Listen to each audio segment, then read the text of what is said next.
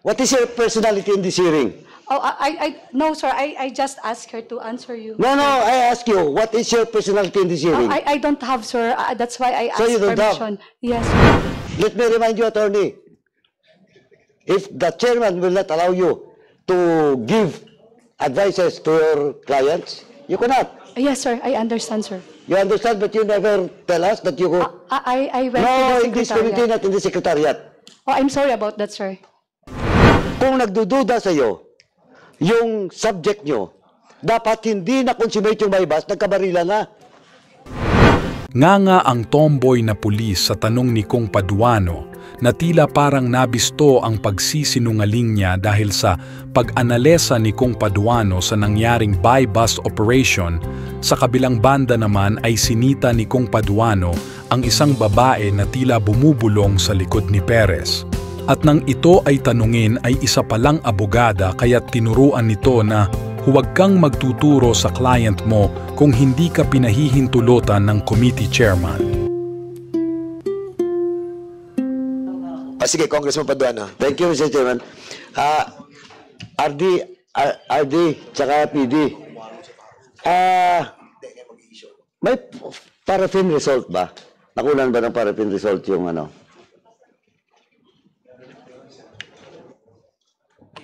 Sir, meron na po. Mayroon. So, anong resulta ng paraffin result? Negative po pareho, Your Honor. Negative pareho.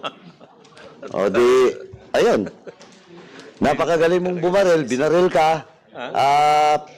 Perez ba? Perez. Pero nung lumabas yung paraffin result, paraffin test, negative. O saan ngayon ang pagpuputok ng biktima? O ito pa, sabi mo kanina 5 meters. 5 meters ha? 5 meters. Mr. Laresma. Sino bang unang dumating, ikaw o yung kapatid mo sa lugar? Una po yung kapatid ko po. Okay. Pagdating na naunang kapatid mo, so pagdating mo, nandun na yung kapatid mo? Opo. Okay. Pagdating mo, nandun na ba yung mga pulis? Halos sabay-sabay po kami. Dalawang kotse po sila eh. Parang kanina. Halos sabay? Opo. Okay. Sabay. So si Perez kanina is claiming na may nangyaring bypass. Ano ba nakita mo? Nag-usap muna sila ni Perez o... Wala po akong nakita po. Sabay-sabay po kami dumating. Tapos po, bigla po siyang bumaba ng kotse. Sabay binaril na po yung kapatid ko. Kotse, di motor? Hindi po. Wala po akong nakitang motor kundi po yung sa akin tsaka yung sa kapatid ko. Oh, wala palang motor, kotse daw. Dalawang kotse po sila. Perez, sabi mo kanina may motor ka. Perez, tinatanong kita. Yes, Your Honor. Excuse, Mr. Chairman, may I ask that lady at your back? Yes, good afternoon, Your Honor. Yes, Congressman Paduano. What about that lady? Good afternoon. Sing. Good afternoon, sir. Your Honor. Good afternoon, Chairperson, and to the members. I approached the Secretariat a while ago and introduced my name. I am Attorney Rotzi Laurino Bermejo, and I will tell them that I will be sitting at the back, sir. So I'm just asking Michi to answer you, sir, because apparently... No, but you cannot coach. You know? I didn't coach, sir. I didn't. Oh, why you are telling them her to answer me? I asked her to... please, Now, what is your personality in this hearing? Oh, no, sir. I just asked her to answer you. No, I ask you, what is your personality in this hearing? I don't have, sir. That's why I asked So you don't have? permission. Yes, sir. So you don't have business here? I assist the San Juan Police Station. Oh, you assist. You're the Yes. council. Yeah, yes, sir. I assist. Oh, them you should today. present yourself in this committee, not hiding at the back. Second, let me remind you, attorney, if the chairman will not allow you to give advices to your clients, you cannot. Yes, sir. I understand, sir. You understand, but you never tell us that you go. I went No, to in the this committee, secretariat. not in the secretariat. Oh, I'm sorry about that, sir. Were you invited by this committee to be present on today's hearing? No, sir. I was not. Why are you here? Who invited you over? The San Juan Police Station, sir. Who hired you to be a part of their team?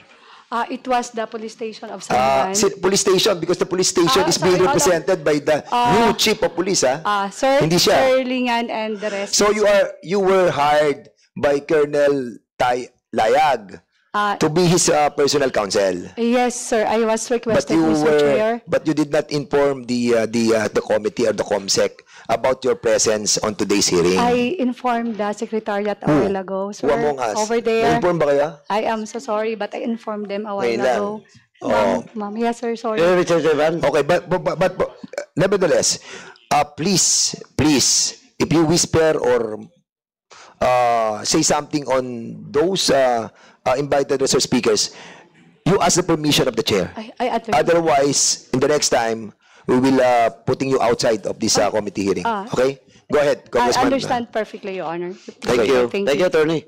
Thank you, sir. Sorry. Perez, ayun. Sagutin mo yung tanong ko. Yes, sir. O, anong yes, sir? May motor, sir. May motor. Now you still stand na may motor. Yes, sir. Kanino motor yun? Sa Alpa, sir. Sa Alpa mo. And you will not tell this committee your Alpa. Sir? You will not tell this committee who is your Alpa. Tama? Yes, sir. I can Okay, tell, sir. pupunta natin yan sa next hearing. Kasi tatagal tayo dyan. Anyway, ganito. Sa statement mo kanina, sabi mo, na-consummate yung bypass. Tama? Yes, Your Honor. Yes po. Okay. So, nagbigayan. Yes, sir. Mark money, item. Tama? O ba't pinatukan mo yung subject? Sir, mas nauna niya po akong pinutok. Hindi nga, ang tanong nga, ba't puputukan ka ng subject? Na-consummate yung bypass eh. Kung nagdududa sa'yo, yung subject nyo, dapat hindi na-consummate yung bypass, nagkabarila na. Oh, di ba? And, alam mo, Perez, hindi ako investigador, si chairman na ako pa investigador, pero nakakaintindi rin ako konti sa investigasyon. Tsaka chairman, tingnan mo sinasabi niya kanina, mas mabuti sana sinabi mo na hindi na-consummate. Kasi kung na-consummate, walang reason na paputukan ka ng subject. Second, kung na-consummate yung bypass, hindi kayo magkalayo nun. At saka nagkaputukan. Kasi, paano makonsummate ang isang bagay kung 5 meters yung distance nyo? Magbibigayan ba kayo in 5 meters? O ilagay mo dyan, yung pera, ilagay ko dito yung items. Ganon ba? Hindi. In short, kung na-consummate yung transaction, kadikit mo yun. At the very least, yung distance nyo is only 1 meter. Not 5 meters. Oh. Anyway, Perez, sa mga pulis, alam nyo, hindi pa tayo tapos. No? In the next hearing, baka madagdag kayo dyan. Saka alam ni RD yung record ko As a private citizen, as a congressman, alam ni RD kung paano ko sumuporta sa pulis. Pag tama kayo, titindigan kayo dito sa Congress. Pero pag mali kayo, pasensyahan tayo dito. Sa ngayon pa lang, alam ko nagsisinungaling ka, Perez. And I have to ask again, yung mga kasamaan mo dyan, pati yung investigador nyo. Kasi 5 lang naman kayo, di ba? Nag-operate? Yes, Tama? sir. Yes, Your Honor. Chairman, I will reserve my question. Yes, in the okay. next hearing. Thank you so much, Chairman. Congressman Paduano. And let